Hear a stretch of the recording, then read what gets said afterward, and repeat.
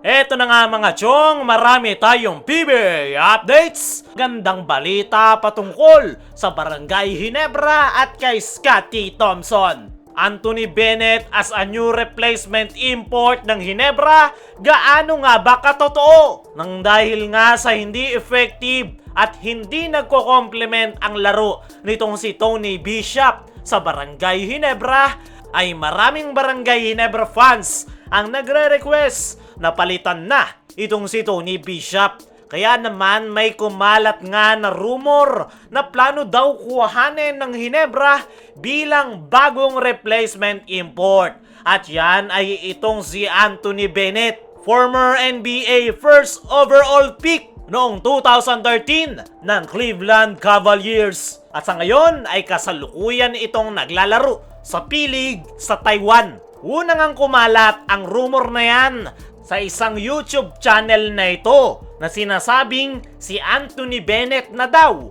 ang papalit kay Tony Bishop, hanggang sa kumalat at nanganak na nga ang kumakalat na rumor na si Anthony Bennett daw ang bagong replacement import. Ang tanong, may katotohanan nga ba na itong si Anthony Bennett ang magiging bagong replacement import ng Barangay Ginebra? Kaya naman, atin niyang itinanong sa ating mga trusted source para kumpirmahin kung may katotohanan nga ba na kinukuha ng Ginebra bilang panibagong replacement import na papalit naman kay Tony Bishop. At ang sagot nga dyan mga chong ay tinawanan nga lang yan at direktahang sinabi na walang katotohanan. Wala nga daw silang contact dyan o nakausap man lang, ni hindi nga daw nila kilala itong si Anthony Bennett. Kaya naman, walang katotohanan ang kumakalat na balita na si Anthony Bennett ang bagong replacement import ng Barangay Ginebra. Atin na rin itinanong sa mga source kung ano ba ang plano ng Ginebra sa kanilang import na si Tony Bishop. Magpapalit nga ba sila? Sa ngayon nga daw ay walang plano si Coach Team na palitan itong si Tony Bishop. Gusto nga daw nilang mag-stick sa nasabing import dahil ayaw nga ni Coach Team ng papalit-palit dahil masisira daw ang kanilang chemistry. At kung sakali nga daw napapalitan nila itong si Tony Bishop, ay isang import lang daw ang gusto ni Coach Tim Cone. Yan ay itong si Justin Brownlee.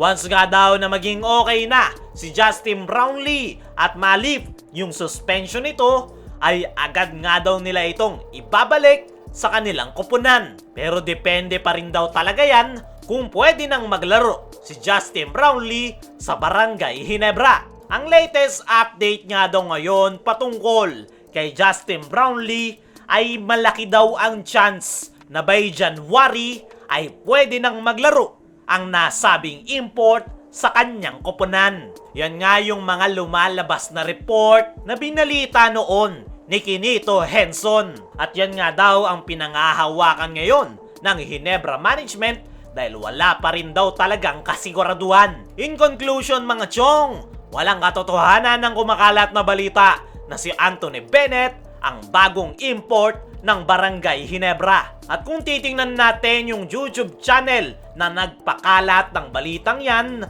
ay si Terrence Jones naman daw yung bagong import ng Ginebra.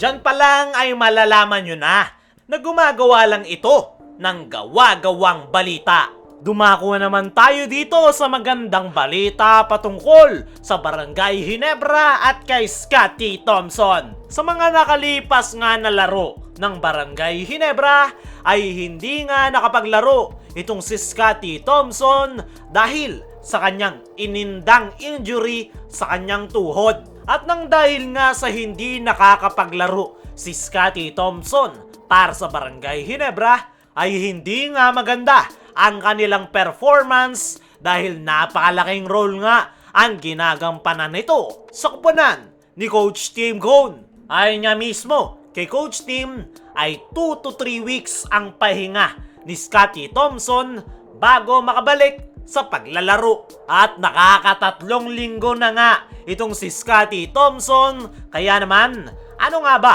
ang update sa kanyang knee injury?